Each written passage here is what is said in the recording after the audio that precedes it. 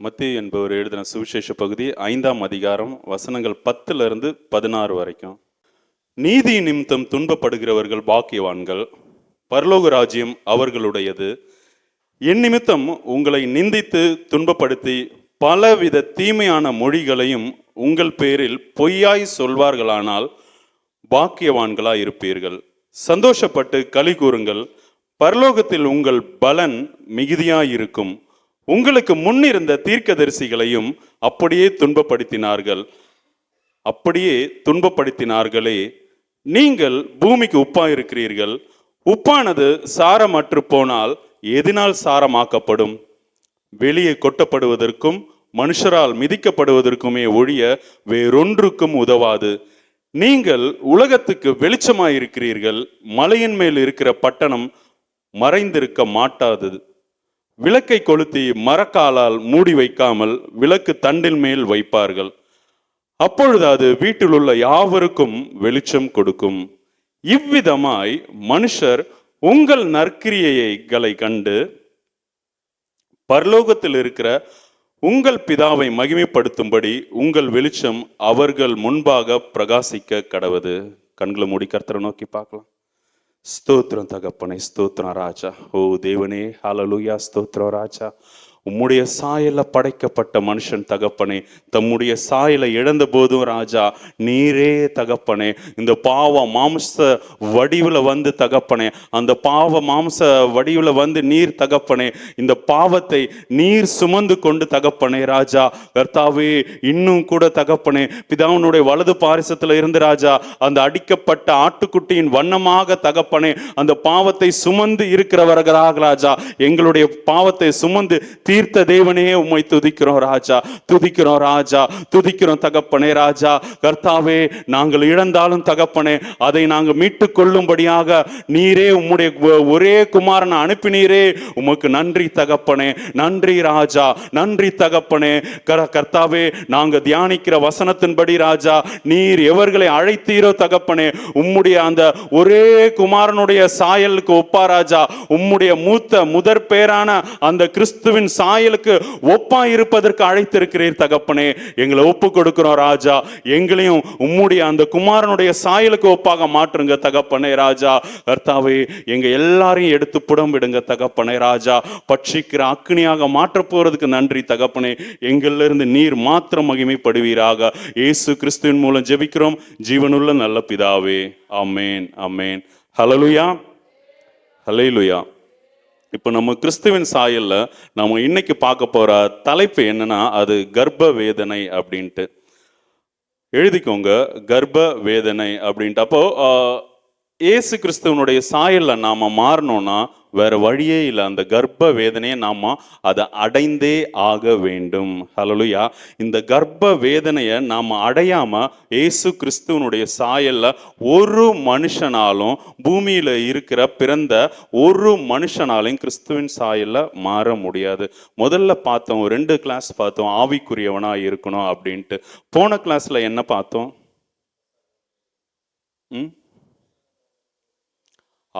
உபதேசிக்கணும், பிரசங்கிக்கணும் இல்லையா? வார்த்தை நமக்குள்ள இருக்கணும், அது 2த்துக்கும் குவாலிஃபைடா இருக்கணுங்கிறத நம்ம பார்த்தோம். உபதேசிக்கவும் பிரசங்கிக்கவும் இல்லையா? ஹல்லேலூயா. இன்னைக்கு பார்க்குறோம் அந்த கர்ப்ப வேதனை. சரி, கர்ப்ப வேதனைனா ஒரு அவுட்லைன் கொடுக்குறேன். இப்போ நான் கர்ப்பமாக ஆகணும்னா என்ன நடக்கணும் அப்படின்னா, என்னுடைய புருஷன் இருக்கார் இல்லையா, அந்த புருஷனுடைய அந்த வித்து என்னுடைய அந்த கர்ப்ப பைக்குள்ள அது செல்லணும். ஹல்லேலூயா, ஹல்லேலூயா. இது ஸ்பிரிச்சுவலாகவும் வேர்ல்ட்லியாகவும் நான் உங்களுக்கு சொல்லி கொடுக்க முயற்சி பண்ணுறேன். நீங்கள் பாருங்கள், எல்லாருக்குமே தெரிஞ்ச விஷயந்தான் இல்லையா? நம்மளுடைய தகப்பனுடைய வித்துனால நாம் பிறந்திருக்கிறோம். தாய் தான் அந்த கருவறையில் சுமக்கிறாங்க. இங்கே பார்க்குறது அந்த கருவறையில் சுமக்கிறாங்க இல்லையா? அந்த குழந்தையை ஈன்றதுக்கு அப்புறமும் கர்ப்ப வேதனை உண்டு. அது என்னங்கிறத, ஸ்பிரிச்சுவல் கர்ப்ப வேதனை என்னங்கிறத நம்ம பார்ப்போம். ஹல்லேலூயா, ஹல்லேலூயா.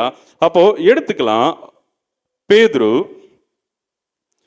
பேதுரு எழுதின நிருபம் 1 அதிகாரம் 23வது வசனம். அழிவுள்ள வித்தினாலே அல்ல, என்றென்றைக்கும் நிற்கிறதும் ஜீவனுள்ளதுமான தேவ வசனமாகிய அழிவில்லாத வித்தினாலே மறுபடியும் ஜெனிப்பிக்கப்பட்டிருக்கிறீர்களே. ஹல்லேலூயா. உங்களை பார்த்து தான் சொல்றாரு. இது லிட்டரலா நம்மள வராது. உங்களுக்குள்ள இந்த தன்மை. 2வது வசனம் என்ன சொல்லுதுன்னா, அதே 1 பேதுரு 2ல, அதாவது இந்த வசனங்கள் யாருக்கு தேவன் கொடுக்கிறாருன்னா 2ல இருக்கு. ஆவியானவரின் பரிசுத்தமாக்குதலினாலே கீழ்ப்படிதலுக்கும் இயேசு கிறிஸ்துவனுடைய இரத்தம் தெளிக்கப்படுதலுக்கும் தெரிந்து கொள்ளப்பட்ட பரதேசிகளுக்கு. ஹல்லேலூயா, ஹல்லேலூயா. இங்க பரதேசின்னு மென்ஷன் பண்றது நாம பூமியில உள்ளவங்க இல்லை, நாம உலகத்தார் அல்ல. கிறிஸ்து இயேசு சொன்ன மாதிரி, நான் உலகத்தார் அல்லாதது போல இவர்களும் உலகத்தார் அல்லன்னு சொல்லி உங்களுக்கும் எனக்கும் ஒரு வார்த்தையை கொடுத்திருக்காரு. நாம உலகத்தார் அல்ல. ஹல்லேலூயா. அப்போ இங்க இதுல குறிப்பா பார்க்கிற விஷயம் என்ன, ஆவியானவரின் பிதாவாகிய தேவனுடைய முன்னறிவின்படியே. அப்போ யாருக்கு? உங்களுடைய கணவர், அதாவது பிதாவாகிய தேவன் எனக்கு கணவர், என்ன வச்சு நான் சொல்றேன். அப்போ அவருடைய வித்து எனக்குள்ள வரணும்னா இது எப்படின்ட்டு, ஆவியானவரின் பரிசுத்தமாக்குதலினாலே கீழ்ப்படிதலுக்கும் இயேசு கிறிஸ்துவனுடைய இரத்தம் தெளிக்கப்படுதலுக்கும் தெரிந்து கொள்ளப்பட்டவங்களுக்கு. ஹல்லேலூயா, ஹல்லேலூயா. எப்படி திரும்ப சொல்றேன், ஆவியானவரின் பரிசுத்தமாக்குதலினாலே. அப்போ ஒரு பியூரிஃபிகேஷன் நடக்குது இல்லையா? அவருடைய வித்து நமக்குள்ள வரும்போது நமக்குள்ள ஒரு சுத்திகரிப்பு நடக்குது. அது எதுக்காக வருதுன்னா, இங்க கீழ்ப்படிதலுக்கும் இயேசு கிறிஸ்துவனுடைய இரத்தம் தெளிக்கப்படுதலுக்கும் தெரிந்து கொள்ளப்பட்ட, அதுவும் பரிசுத்தத்தை தான் குறிக்கும். நம்ம இங்க ஃபோக்கஸ் பண்றது ஆவியானவருடைய அந்த பரிசுத்தமாக்கப்படுதலுக்கு. ஹல்லேலூயா. அப்போ எதுக்கு? அப்போ தேவன் எந்த மனுஷனை பரிசுத்தமாக்கணும்னு நினைக்கிறாரோ அந்த மனுஷனுக்கு தேவன் தம்முடைய ஆவியினாலே அவனை சூழ்ந்து கொள்றாரு, அவனை பாதுகாக்கிறாரு.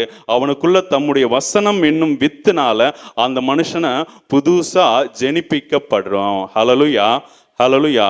நீங்க நிறைய பேர் குழந்தை பெற்றிருப்பீங்க இல்லையா? இப்போ நீங்க பாருங்களேன், இப்போ நம்ம கன்சீவ் ஆனதுல இருந்தே நமக்குள்ள மொத்த பாடியிலையும் ஒரு சேஞ்ச் ஆயிடும்.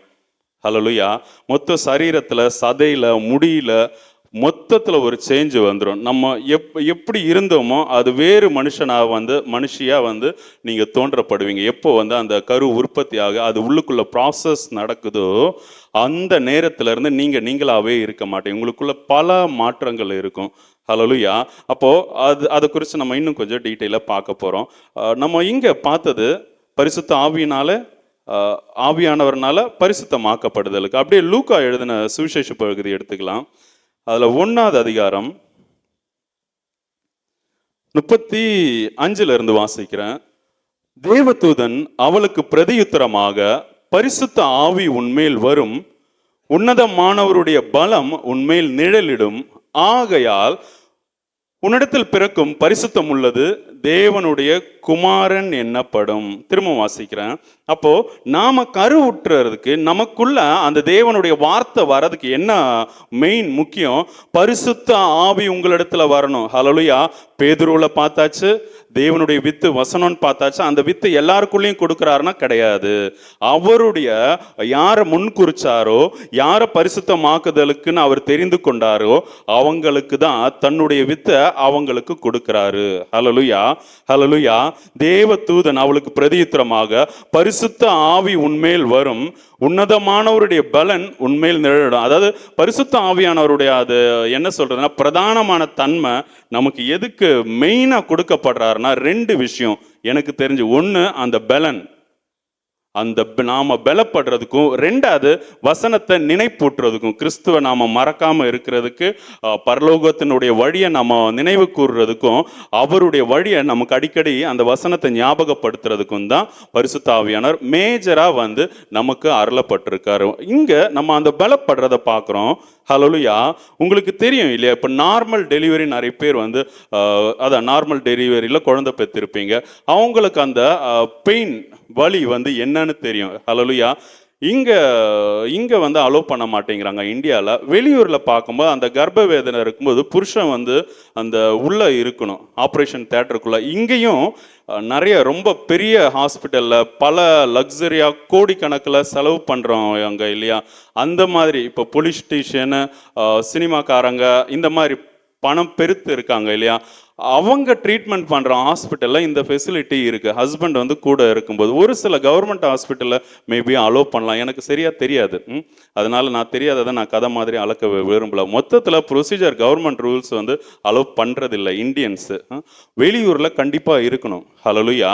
ஏன் அந்த புருஷன் அந்த மனைவி படுற வேதனையை பார்க்கணும். அப்போதான் அந்த நேசம், அந்த பாசம் மனைவினிடத்துல இருந்து விலகாது. இது நிறைய விஷயம் இருக்கு.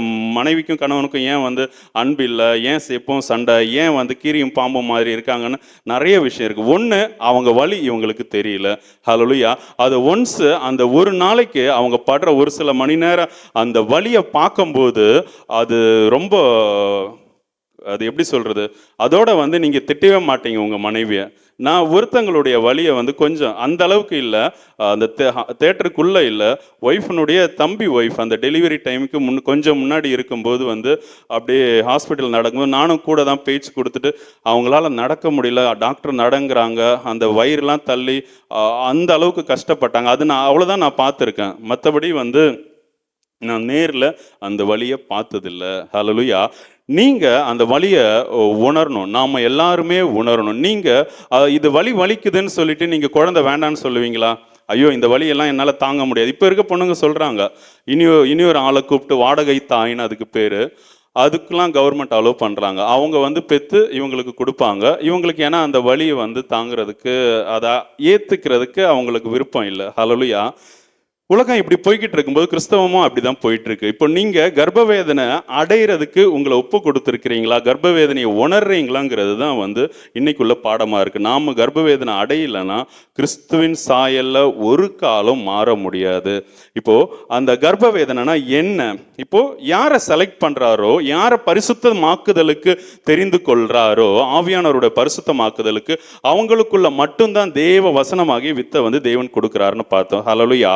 அப்போ அது வந்து அந்த மனுஷனை பலப்படுத்துது. ஏன் இந்த பலன் தேவைப்படுதுன்னா, திரும்ப மத்தேயு 5 எடுத்துக்கலாம்.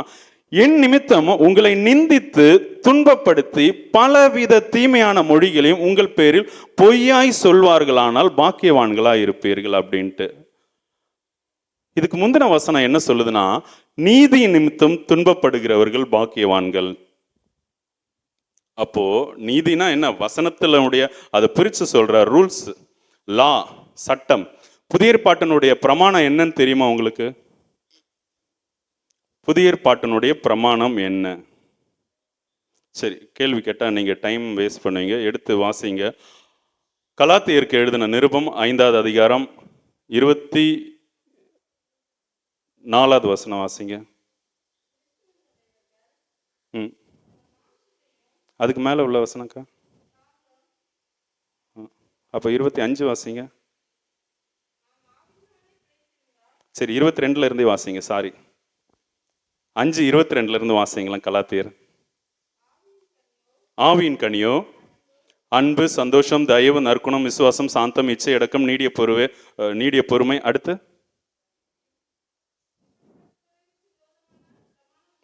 இப்படிப்பட்டவைகளுக்கு விரோதமான பிரமாணம் ஒன்றும் இல்லை. ஹல்லேலூயா. அப்போ ஹையஸ்ட் ரேங்க்ல புதிய ஏற்பாட்டினுடைய பிரமாணத்தை என்ன வச்சிருக்காரு?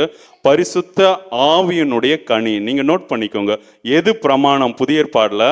ஆவியின் கனி தான் பிரமாணம், இல்லையா? அப்போ எத்தனை பேருக்குள்ள அந்த ஆவியின் கனி இருக்கு நீங்க பாருங்க. சரி, அப்போ அந்த ஆவியின் கனியின்படி நீங்க நடக்கிறதுக்கு உங்களுக்கு ஒரு பாடு வந்து உண்டாகும். அதான் நீதியின் நிமித்தம் துன்பப்படுகிறவர்கள் பாக்கியவான்கள்.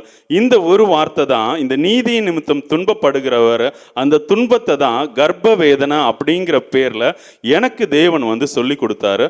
அதை உங்களுக்கு நான் அப்படியே வந்து சொல்லணும்னு நினைக்கிறேன். ஹல்லேலூயா. இந்த கர்ப்ப வேதனையினால என்ன யூஸ்? அதில் ஒரு 2-3 விஷயம் மட்டும் சொல்லி வசனங்களை எடுத்து காட்டிட்டு நம்ம ஜெபிக்க போகிறோம். ஹல்லேலூயா. இதில் இந்த கர்ப்ப வேதனை நீங்கள் எல்லாரும் நினைப்பீங்க, எனக்கு குழந்தை பிறக்குது, அது வந்து எனக்கு ரொம்ப பெரிய சந்தோஷம், அந்த மாதிரி நினைப்பீங்க. ஆனால் அந்த குழந்தையே அது இப்போ இதுவாக சொல்கிறேன், அது நமக்கு ஆக்சுவலாக பிறக்கல. தேவன் வந்து பூமிக்கு ஒரு உயிரை அனுப்புகிறாரு, அது நம்ம வழியாக வந்து அது பிறக்குது. அந்த குழந்தை என்னன்னா கொஞ்சம் வருஷம், 18, 20, அதிகபட்சம் 23லேருந்து 26 வருஷம். அது தாண்டி என்ன பண்ணுது? அது அதனுடைய வேலையை பார்த்துட்டு போகுது. சம்பாதிக்குது, கல்யாணம் பண்ணுது, குழந்தை பெத்துக்குது. நாம சொல்றது கேட்டு நடக்குதோ கேட்கலையோ அந்த குழந்தைக்கும் நமக்கும் சம்மந்தம் இல்லை. அந்த குழந்தைகிட்ட போய் நீங்க சொல்ல முடியுமா, நான் தான் உன்னை வந்து பெத்தேன், மாசம் மாசம் வந்து நீங்க வந்து எனக்கு 10,000 ரூபா கொடுக்கணும், 15,000 ரூபா கொடுக்கணும், என்னுடைய செலவெல்லாம் நீங்க தான் பார்த்துக்க முடியுமான்னு எத்தனை பேரால சொல்ல முடியும்? வாய்ப்பே இல்லை.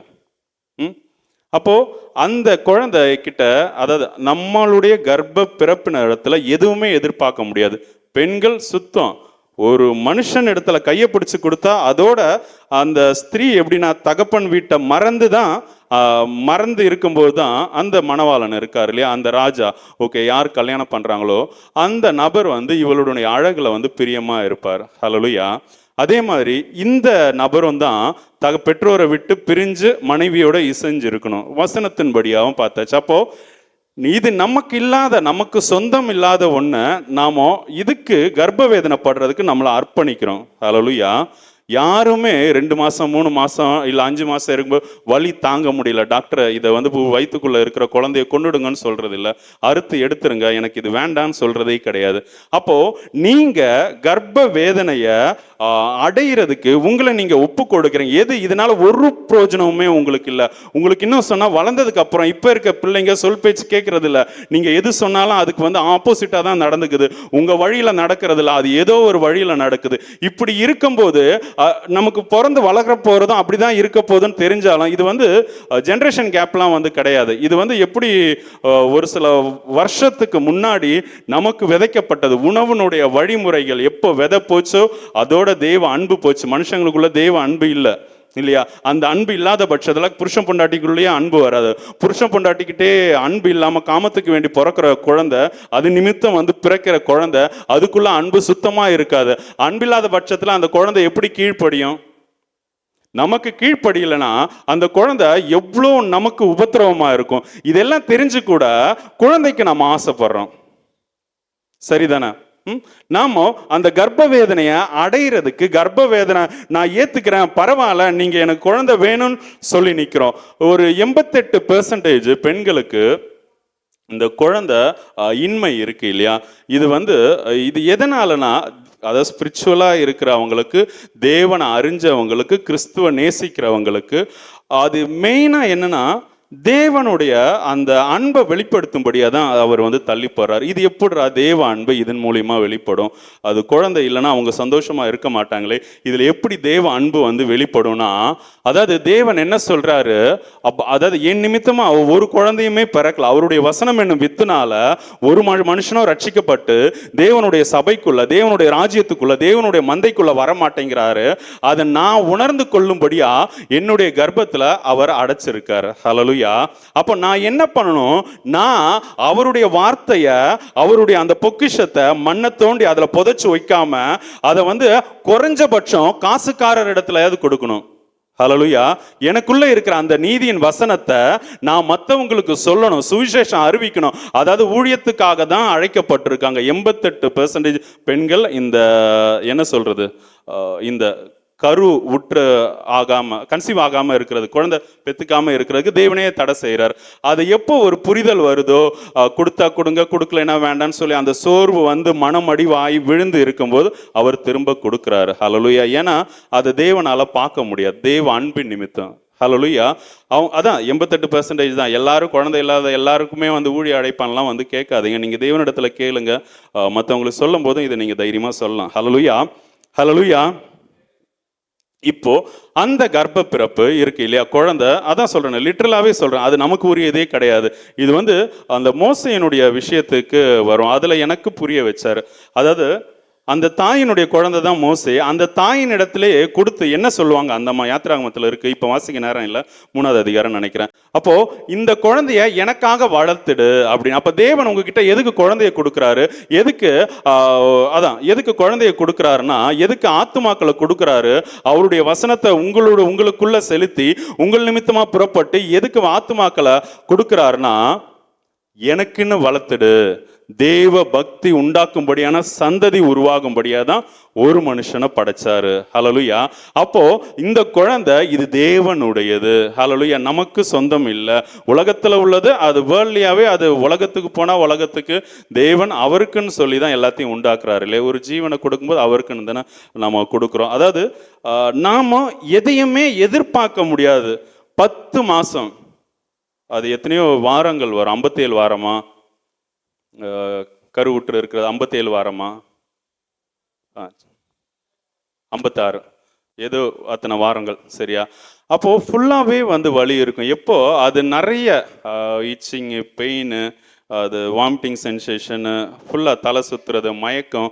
இப்போ இருக்கிற ஒரு சில பெண்கள் எங்க கூட பேசுவாங்க, எங்கள் கூட ஊழியத்தில் அதுக்கப்புறமா நிறைய பேருக்கு இந்த ஒரு காரியங்கள் நடந்திருக்கு. கர்த்தர் கிருபையாக செஞ்சுருக்காரு. அவங்களாம் பார்த்தா பெட்டில் இருந்து எழும்ப முடியல அவங்களால. ஃபுல்லாக வலி பாஸ்டர், வலி அப்பா, வலி அப்படின்ட்டு. ஏன் அப்படின்னு பார்த்தா அவங்க சாப்பிட்ற ஃபுட்டு, சின்ன வயசில் வாலிப பிள்ளைங்களாம் நல்லா சாப்பிடணும். நல்லா ஹெல்த்தியான சாப்பாடு சாப்பிடுங்க, நல்லா சாப்பிடுங்க. அப்போ தான் அந்த சிசேரியன் கன்சீவாக இருக்கும்போது, குழந்தை பெற்றுக்கும் போது அது உடம்புக்கு நல்லா ஹெல்த்தியாக இருக்கும். ஏன்னா அதுக்கப்புறமா நிறைய பிளட் லாஸ்லாம் இருக்கும். ஒருவேளை சிசேரியன் அந்த மாதிரி போயிடுச்சுன்னா அந்த பெயினை தாங்கிக்கணும். அந்த பெயினில் எத்தனையோ பெண்கள் இறந்தே போயிருக்காங்க இல்லையா. அந்த கர்ப்ப வலியை தாங்க முடியாம, அந்த அனுபவம் இல்லாம, ஹல்லேலூயா, புருஷங்கிட்ட திட்டு அடி வாங்கும்போது அந்த என்ன சொல்றது, வலியை தாங்கக்கூடிய சக்தி கிடைக்குது. அப்படி தானே? அதுவும் நம்ம இந்த நாகர்கோயிலில் இருக்க ஜென்ஸிட்ட மாற்ற அந்த ஒய்ஃபுங்க சூப்பர், நல்லா பலவான்களாக இருப்பாங்க. அதுக்கு எங்கள் பாட்டியே சாட்சி. என்ன சவுட்டு, என்ன ஈடி, என்ன தலைக்கருப்பு. அந்த அம்மா ஒவ்வொரு குழந்தையும் நல்லா பெற்றுக்கிட்டாங்க. ஹல்லேலூயா, ஹல்லேலூயா. சரி, அப்போ நீங்க தேவனுடைய காரியம் என்னன்னா, அதாவது உங்களுக்கே சொந்தமில்லாத ஒன்றுத்துக்கு வேண்டி உங்களை 10 மாசம் அர்ப்பணிக்கிறீங்க. ஃபர்ஸ்ட் பாயிண்ட் என்னன்னா, நமக்கு சொந்தம் இல்லை, நம்ம எதையும் எதிர்பார்க்க முடியாது. நமக்கு பிறக்கிற குழந்தையிலேருந்து இதே தான் ஆத்துமா ஆதாயத்திலையும். இந்த ஆத்துமா நம்ம சபையில் ஊழியர்கள் சொல்லுவாங்க, என் மூலியமா இது தேவனிடத்துக்கு, அதை சர்ச்சுக்கு வந்தது, இப்போ என் சர்ச்சுக்கு வர மாட்டேங்குது அப்படின்னு. ஹல்லேலூயா. அது எப்படி சொல்லலாம்? தேவனுடைய மந்தை. இதே மாதிரி தாய் சபை ஒரு சபையில தான் இருக்கணும். இது எல்லாமே அது வேற மாதிரி. அதை இப்போ நான் விளக்க வரல, சரியா? அப்போ அந்த ஆத்மா தேவன் இந்த சபையில நட்டதுன்னா அது இங்கத்தான் இருக்கும், வேற எங்கேயும் போக முடியாது. அது போனாலும் திரும்ப வர வேண்டிய சூழ்நிலையை அது தேவன் ஏற்படுத்துவார். ஏன்னா இது என்னுடைய எஜமானது, நான் ஒரு மேய்ப்பனும் காவல்காரனுமா இருக்கேன். அப்போ எதையுமே எதிர்பார்க்க முடியாது. முதல்ல இந்த கர்ப்ப வேதனையில. ரெண்டாவது, கர்ப்ப வேதனை அடையணும்னா நமக்கு ஒரு பேஷன்ஸ் வேணும். அதாவது ஒரு வெயிட்டிங் பீரியடு, நமக்கு ஒரு காத்திருப்பு தேவைப்படுது. ஹல்லேலூயா, ஹல்லேலூயா. இதுல புருஷனும் காத்திருப்பாங்க, அந்த குடும்பமே அந்த குழந்தைக்கு வேண்டி காத்திருக்கும். ஒரு சில வசனங்கள் வாசிக்கலாம். லூக்கா என்பவர் எழுதின சுவிசேஷம் 13:11 வரைக்கும். லூக்கா 13, 11, 12, 13.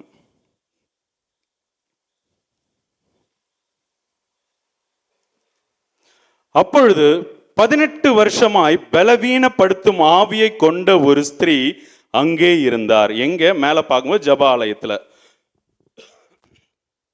அவள் எவ்வளவும் நிமிரக்கூடாத கூனியா இருந்தார். எத்தனை வருஷமா?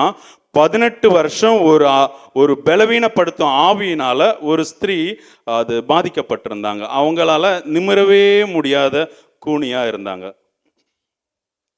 இயேசு அவங்கள பார்த்து தம்மிடத்தில் அழைத்து, ஸ்திரீயை உன் பலவீனத்திலிருந்து விடுதலை ஆக்கப்பட்டாய் என்று சொல்லி அவள் மேல் தமது கைகளை வைத்தார்.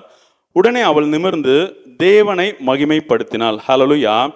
அப்போ இந்த அம்மா தேவனுடைய நாமம் மகிமைப்படும்படியா, இப்போ அதே சர்ச்சில், அதே தேவனுடைய ஆலயத்துல, அது எந்த இடம் என்னன்னு நீங்க அப்புறமா போய் 13ஆவது அதிகாரத்துல வாசிச்சுக்கோங்க. அந்த தேவனுடைய ஆலயத்துல எத்தனையோ பேர் இருக்காரு, எத்தனையோ அதிசயம் அற்புதம் எல்லாம் நடந்திருக்கலாம். ஆனா இந்த அம்மாவுடைய பேர் ஏன் எழுதப்பட்டிருக்குன்னா, இவங்க 18 வருஷம் காத்திருந்தாங்க. ஹல்லேலூயா. இவங்க 18 வருஷம் காத்திருக்காங்க. ஏன் உங்களால காத்திருக்க முடியாதா? தேவனிடத்துல இருந்து ஒரு அற்புதத்தை பெற்றுக்கொள்றதுக்கு. உங்களுக்கே உரியது அல்லாம யாருக்கோ பிரயோஜனப்படுற ஒரு குழந்தைய பெத்துக்கிறதுக்கு ஒவ்வொரு ஃபேமிலியும் தவம் இருக்குது இல்லையா? 8 மாசமா 10 மாசம்லாம் கிடையாது. அதுக்கு அடுத்து அதை ஈன்று எடுத்ததுக்கு அப்புறமும் அந்த குழந்தை எப்படி வளர்த்தணும், ஃபுல் ஃபோக்கஸும் அந்த ஒரு குழந்தை மேலேயே வருஷக்கணக்கா காத்திருக்கீங்களே. அது பேசுறதுக்கே 1.5 வயசு கிட்ட ஆகும். அது நம்ம கூட பேசி நம்மளை புரிஞ்சுக்கிட்டு நடக்கிறதுக்கு 3, 4, 5 வயசு ஆகும். அது நம்மளோட நமக்கு ஏத்த மாதிரி கூடி விளையாடுறதுக்கு 5 வயசாவது ஆகும். அப்ப 5, 6 வருஷம் நீங்க வெயிட் பண்றீங்களே, அந்த குழந்தையே உங்களுடையது இல்லையே. ஏன் தேவனுக்கு வேண்டி வெயிட் பண்ண மாட்டீங்களா? தேவன் உங்கள ஒரு அற்புதத்தை செய்யறதுக்கு நீங்க ஏன் வெயிட் பண்ண மாட்டீங்களா? தேவன் உங்கள்கிட்ட ஒரு நற்கிரியை செய்யறதுக்கு வெயிட் பண்ண மாட்டீங்களா? அபிஷேகத்தை பெற்றுக்கொள்றதுக்கு வெயிட் பண்ண மாட்டீங்களா? உங்களை அழைச்ச அழைப்புல நீங்க எழும்ப முடியலன்னு சொல்றீங்களே, எழும்பி நிக்கிறதுக்கு நீங்க வெயிட் பண்ண மாட்டீங்களா? வீடுக்கு வேண்டி வெயிட் பண்ண மாட்டீங்களா? ஒரு சுகத்துக்கு வேண்டி வெயிட் பண்ண மாட்டீங்களா? பலவீனமா இருக்கனே என்னை பலப்படுத்துங்கன்னு சொல்றீங்களே, அவர் பலப்படுத்தும் போது அவருடைய நாம உங்கள இருந்து மகிமைப்படும்படியா இருக்குமே, அதுக்கு வேண்டி நீங்க வெயிட் பண்ண மாட்டீங்களா? அவ்வளோ நம்பிக்கையற்ற ஜனமாவா நீங்க இருக்கீங்க? இந்த ஸ்திரீ பாருங்க, 18 வருஷம் வெயிட் பண்ணதுடைய விளைவு 2000 வருஷத்துக்கு மேல இந்த சுவிசேஷ பகுதியை வாசிக்கிற ஒவ்வொருத்தருமே அந்த ஸ்திரீயை நினைவு கூர்றாங்க இல்லையா? நிமிரக்கூடாத கூனி 18 வருஷமா வேதனையா இருந்த. ஹல்லேலூயா.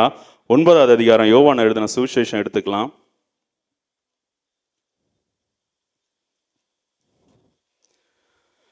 அவர் அப்புறம் போகையில் பிறவி குருடன் ஆகிய ஒரு மனுஷனை கண்டார். பிறவி குருடன், அதாவது பிறக்கும் போது அவனுக்கு பார்வை இல்லை. அப்பொழுது அவருடைய சீஷர்கள் அவரை நோக்கி, ரபி, இவன் குருடனாய் பிறந்தது யார் செய்த பாவம்? இவன் செய்த பாவமோ இவனை பெற்றவர்கள் செய்த பாவமோ என்று கேட்டார்கள். இயேசு பிரதியுத்தரமாக, இது இவன் செய்த பாவமும் அல்ல, இவனை பெற்றவர்கள் செய்த பாவமும் அல்ல, தேவனுடைய கிரியைகள் இவனிடத்தில் வெளிப்படும் பொருட்டு இப்படி பிறந்தான். ஹல்லேலூயா. எது? தேவனுடைய கிரியைகள் இந்த மனுஷனிடத்துல வெளிப்படுறதுக்கு பிறவியில இருந்தே இவன் எப்படி குருடனா இருக்கானா? இந்த உலகத்தை அவன் பார்க்கவே இல்லைன்னு வசனம் சொல்லுது. ஹல்லேலூயா. நீங்க உங்களுக்கு அந்த ஒரு சமாதானம் இல்லையா? உங்களுக்கு அந்த ஒரு பேஷன்ஸோட வெயிட் பண்ண முடியாதா? உங்களுக்கு நீங்க ஏன் உலகத்தோட ஒத்து வேஷம் தரிக்கிறீங்க? ஒரு ஆசைப்பட்டு ஒரு மரத்தை நடுறதுக்கு விதைய போடுறீங்க. ஒரு ரப்பரை எடுத்துப்போமே, இங்க நிறைய இருந்தது இல்லையா முன்னாடி? இந்த கன்னியாகுமரி மாவட்டத்தில் ரப்பர் நிறைய இருந்தது. இப்போ எப்படி தெரியாது எனக்கு. அது 7 வருஷமோ 12 வருஷமோ ஆகும்னு சொல்றாங்க. ஒரு தை ஏதாவது நட்டா, எனக்கு சரியா தெரியாது. அப்போ 7 வருஷம் அதை பராமரிச்சு 7 வருஷம் கழிச்சு வசனம் சொல்லுது நாளைய தினத்தை குறித்து கவலைப்படாதேன்னு. ஆனா நம்ம ஒரு தைய நட்டு 7 வருஷம் அதுல இருந்து கிடைக்க போற ஆதாயத்துக்கு வேண்டி வெயிட் பண்றோம். ஏன் உங்களால வெயிட் பண்ண முடியாதா? தேவன் உண்மை உள்ளவர் தெரியும் இல்லையா? அவர் பரிசுத்தமாக்குகிற தேவனும் நீங்க அறிஞ்சவங்க தானே. அவர் பொய்யுரையாதவர்னு உங்களுக்கு தெரியும் தானே. உங்களுக்கு வாக்கு கொடுத்ததை அவர் செய்யாம ஒருபோதும் போக மாட்டார்னு தெரியும் தானே. உங்களுக்குள்ள ஏன் அந்த காத்து இருக்கிறது இருக்க மாட்டேங்குது? ஏன் அந்த காத்து இருக்கிறது இருக்க மாட்டேங்குது? நீங்க கர்ப்ப வேதனை படாம ஒண்ணுமே முடியாது. ஹல்லேலூயா. சும்மா இந்த ஆராதனை, அபிஷேகம் இது எல்லாமே மாய்மலம். ஆனா அதுக்குள்ள தேவனுடைய காரியங்கள் இருக்கு. நீங்க வெறுமனே நீங்க என்ன கேட்டா, அந்த கர்ப்ப பிறப்பு இருக்கு இல்லையா, அந்த வெயிட்டிங் பீரியட் எதுக்காக தேவன் வெயிட் பண்ண வைக்கிறார்னா, அது உங்களுக்கு உண்டான அது ஒரு பிராக்டிஸ் டைம். ஹல்லேலூயா. ஹல்லேலூயா. அப்பேற்பட்ட இயேசு கிறிஸ்துவுக்கு 40 நாள் இரவும் பகலும் பிசாசனால சோதிக்கப்படுறான். பிசாசனால சோதிக்கப்படுறார். அப்படியே அவர் சோதிக்கப்படுறதுக்கு தேவ ஆவியானவரே அவரை வனாந்திரத்துல அழைச்சிட்டு போறார். அப்போ தேவனே மாம்ச சாயல்ல பூமியில வெளிப்படும் போது அவர் பாடுகள் அந்த கர்ப்ப வேதனை அடைந்தே ஆகணும்னு இருக்கு. உங்களுக்கு ஏன் அவ்வளவு மடியா இருக்கு? உங்களுக்கு ஏன் அதை ஏத்துக்கவே முடியல? ஒரு சின்ன விஷயம், ஒரு 2 நாள் அந்த காய்ச்சல் மருந்து சாப்பிட்டோம் முடியலன்னா உடனே ஒப்பாரி வைக்கிறது, உடனே மற்றவங்கள்ட்ட குறை சொல்றது. உங்களுக்கு இருந்த விசுவாசம் எங்க? நீங்க தேவனை தேடி தானே வந்தீங்க. அவரை விசுவாசிக்கிறவங்களுக்கு நித்திய ஜீவன் உண்டுன்னு சொல்லி விசுவாசி தானே வந்தீங்க. உங்களுக்கு உண்டான அந்த விசுவாசம் எங்க போச்சு? உங்களுடைய நோயை எல்லாத்தையும் அவர் சிலுவையில வாங்கினார்னு தெரியும் தானே. அப்புறம் ஏன் உங்களுக்குள்ள எங்க அந்த விசுவாசம்? விசுவாசம் இருந்தா நீங்க மறுதளிக்க மாட்டீங்க இல்லையா? நீங்க புறம் கூற மாட்டீங்க இல்லையா? நீங்க தள்ளி பின்மாற மாட்டீங்க இல்லையா? நீங்க எழும்பி பிரகாசிக்கிறவங்களா இருப்பீங்க தானே. ஹல்லேலூயா. ஏன் இந்த பின்மாற்றம்? ஏன் அந்த உணர்வில்லாத தன்மை? நீங்க யோசிச்சு பாருங்க. அவர் உங்களை ஒரு விஷயத்துக்கு வேண்டி காத்திருக்கிற வைக்கிறாருன்னா அது நன்மைக்கு ஏதுவாக தான் அந்த முடிவு இருக்கும். ஹல்லேலூயா. இந்த வசனங்கள்லாம் ஏன் கூட வருஷக்கணக்கா பேசின என்ன புடமிட்ட வார்த்தைகள். ஹல்லேலூயா. ஏன் இந்த வசனங்கள் என் மைண்டுக்குள்ள வந்துட்டு இருந்ததுன்னு தெரியாது, வருஷங்கள் முன்னாடி சொல்றேன். ஆனா இதன் வழியா தேவன் மகிமைப்படுவார். ஹல்லேலூயா. இதெல்லாம் 9வது அதிகாரத்தில் இருக்க வசனம். எனக்கு ஆண்டவர் கொடுத்த வாக்குத்தத்தம் ஏன் ஒய்ஃபுக்கு தெரியும். ஏன் எனக்குள்ள வியாதி, ஏன் எனக்கு எலும்புல வியாதி, நரம்புல வியாதி, சதையில வியாதி, ரத்தத்துல வியாதி, அது ஒரு வருஷக்கணக்கா இருக்கு. ஏன்? எனக்கு தெரியும். இது தேவனுடைய நாமம் மகிமைப்படும்படியா அதை நான் சுமந்துட்டு இருக்கேன்னு எனக்கு தெரியும். அவர் வாக்கு கொடுத்திருக்கிறார். உன்னுடைய கால்களை மான் கால்களை போல ஆக்குவேன்னு சொல்லியிருக்கார். அந்த வாக்கு தத்தம் நிறைவேறதுக்கு காத்துக்கிட்டு இருக்கேன். ஒரு தடவை போன வருஷம்னு நினைக்கிறேன், என்னால் சுத்தமாக உடம்பு முடியல. அப்போ ஒரு ஊழியர் இன்னொருத்தர்கிட்ட சொல்கிறாரு, இங்கே இவங்க சீஷர்கள் கேட்குற மாதிரி, இது யார் செஞ்ச பாவம்னு கேட்குற மாதிரி, என்னுடைய எனக்கு இந்த மாதிரி வந்ததுனுடைய காரணம் பாவத்தில் ஏதாவது அப்படின்னு கேட்டவுடனே இன்னொரு ஊழியர் சொல்கிறார், சே அந்த பிரதர் அப்படி இல்லை அப்படின்னு சொல்கிறார். அதை கேட்கும்போது ஒரு ஆறுதலாக கொஞ்சமாவது புரிஞ்சுக்கிறவங்க இருக்காங்களே அப்படின்ட்டு.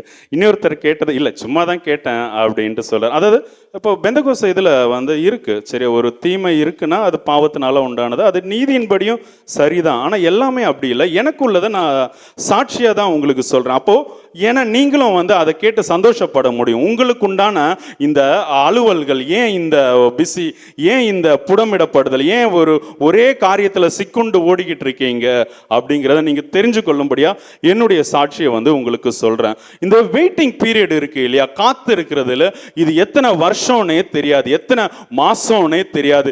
இந்த காலத்தினுடைய அந்த பீரியட் ஒவ்வொரு மனுஷனுக்கும் அது வேறுபடும். ஏன்னா எல்லாருமே ஒன்னா இருந்தாலும் ஒவ்வொருத்தரும் தனித்தனியா தேவனால நோக்கப்பட்டு, தேவனால தெரிந்து கொள்ளப்பட்டு, முன்னறிவிக்கப்பட்டு, உங்க தனித்தனியா ஒவ்வொருத்தருக்கும் உங்க தேவனுடைய ஆவியை கொடுத்து, அவருடைய வசனத்தை தனித்தனியா சொல்லி கொடுத்து உங்களை தனித்தனியா உருவாக்குறாரு இல்லையா. நீங்க ஒவ்வொருத்தரும் கிறிஸ்துவனுடைய சாயல்ல இருக்கீங்க.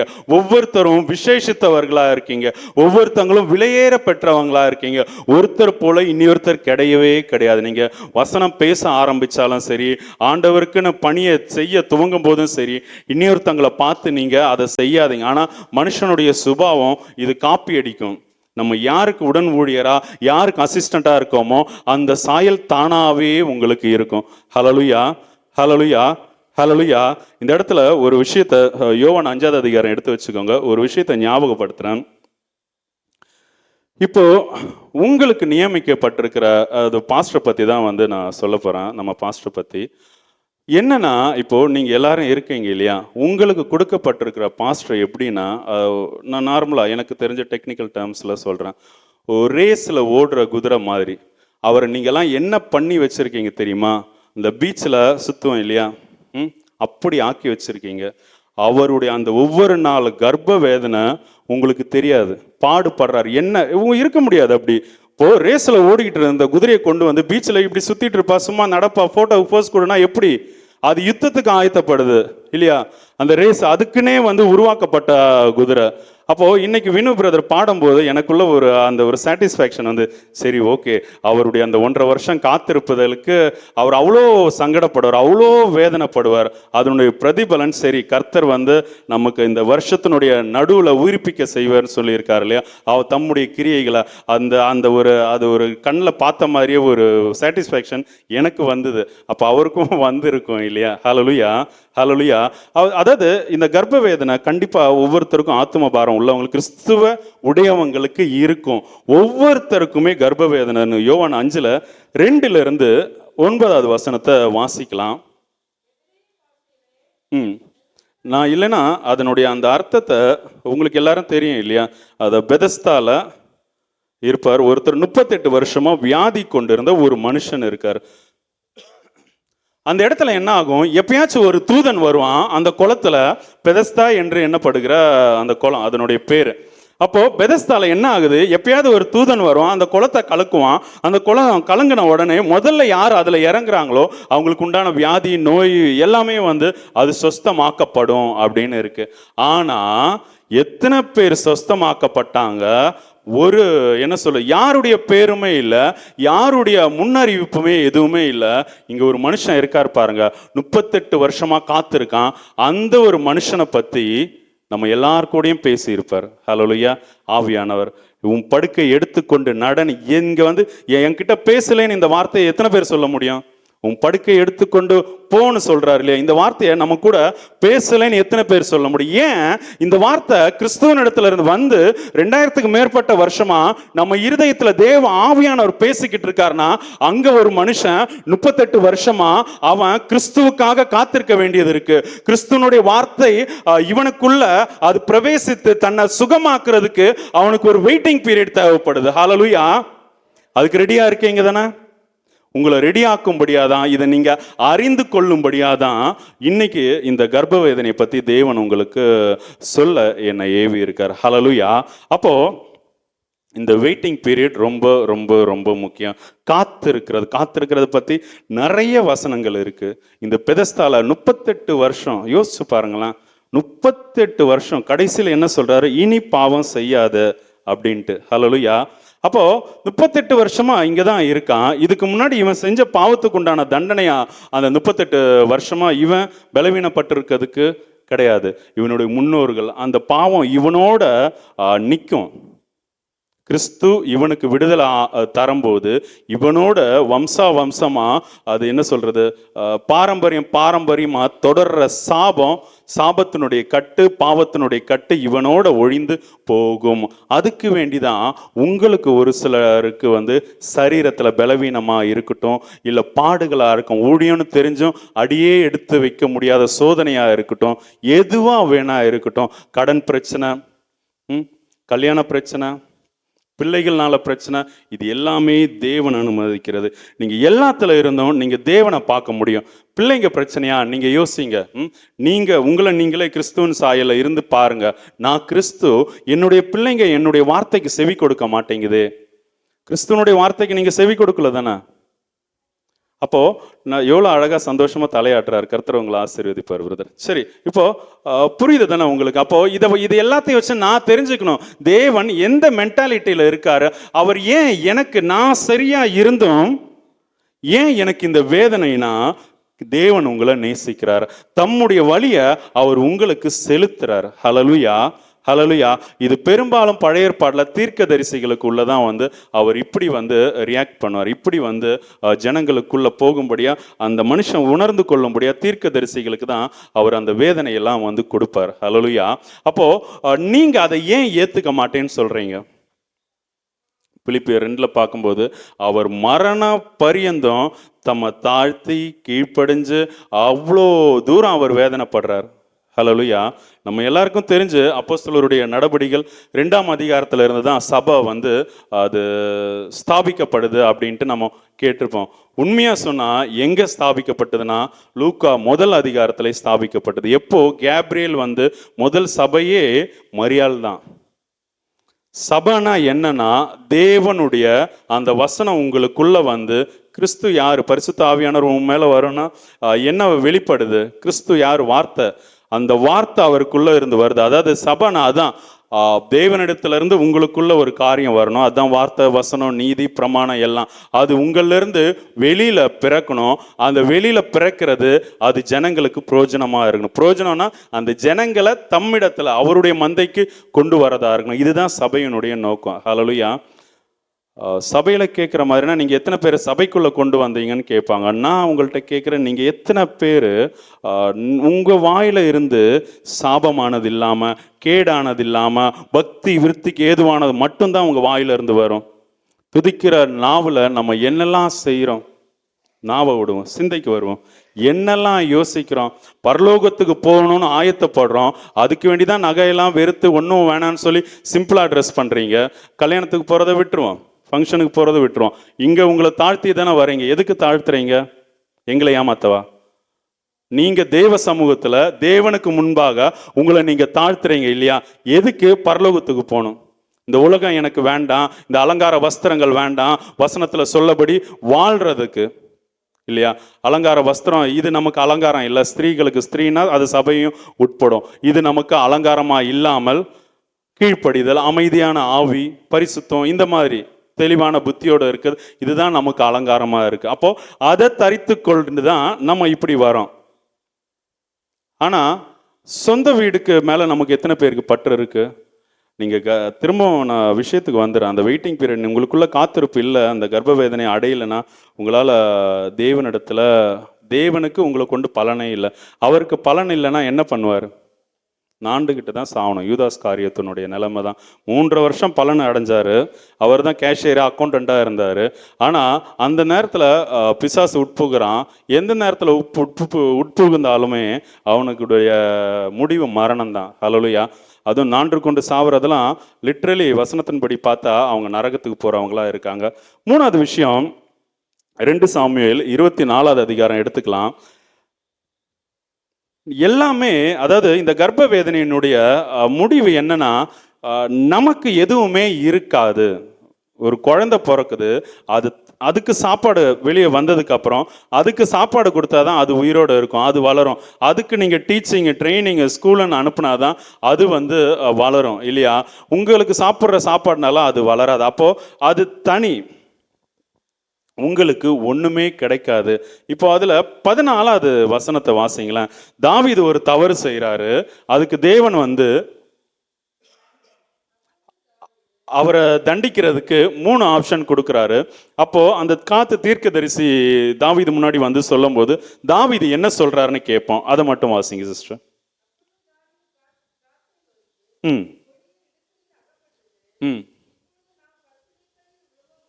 இப்பொழுது போதும் சிஸ்டர், கர்த்தருடைய கையில் விழுவோமாக. ஹல்லேலூயா.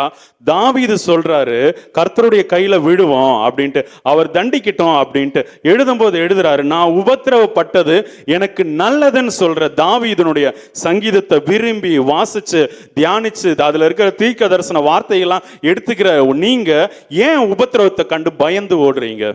ஏன் உபத்திரவத்தை கண்டு நீங்க விலகி போறீங்க? உபத்திரம் நல்லது. அந்த உபத்திரவத்தினாலே அன்றி நீங்க ஒரு காலம் பிரமாணத்தை கற்றுக்கொள்ளவே முடியாது. தேவன் யாருன்னே உங்களுக்கு தெரியாது. ஹல்லேலூயா. ஆனா நீங்க உபத்திரவப்படுற எல்லாருமே தேவனை கத்துக்கலாம், வசனத்தை பயிற்றுவிக்க வசனத்தை தெரிஞ்சுக்கலாம்னா கிடையாது. நீங்க தேவனுக்கு விட்டு கொடுத்தா, நீங்க உபத்திரவப்பட்டிருந்தோம் அந்த வழியை நீங்க பெருசா எடுத்துக்காம தேவன் எனக்கு நன்மை செய்வார்னு அவருக்காக காத்திருந்தா மட்டும்தான் நீங்க இதுல வெற்றி பெறுவீங்க. புரியுதுனா உங்களுக்கு? ஹல்லேலூயா. அப்போ அந்த உபத்திரவத்தை பார்த்து சோர்ந்து நொந்து எழும்ப முடியாம எல்லார்ட்டையும் குறை சொல்லிட்டு குற்றம் சொல்லிட்டு எல்லார்ட்டையும் பார்க்குற எல்லார்ட்டையும் ஜெப குறிப்பு சொல்றது, இது எங்கிருந்து வந்த புத்தினே தெரியல. ஹல்லேலூயா. இப்படி ஒரு காலம் நீங்களும் நானும் இருக்கக்கூடாது. ஹல்லேலூயா. அப்போ கர்ப்ப வேதனைனா என்ன? முதலாவது, எதையுமே எதிர்பார்க்க முடியாது. ஹல்லேலூயா. 2வது, அதுக்கு காத்திருந்தே ஆகணும். ஒரு உலகத்துல ஒரு காரியத்தை எடுத்துக்கோங்களேன். ஏதோ ஒன்று, உங்களுக்கு சம்பளத்துக்கு 1 மாசம் வெயிட் பண்றீங்களா? உங்களுக்கு ஒரு 10,000 ரூபாய் வேணும், 30 நாள் வேலை செய்யறீங்க. ஒரு 10,000 ரூபாய்க்கு வேண்டி 30 நாள் வேலை செய்யறீங்க. 31வது நாள் சம்பளம் வருது.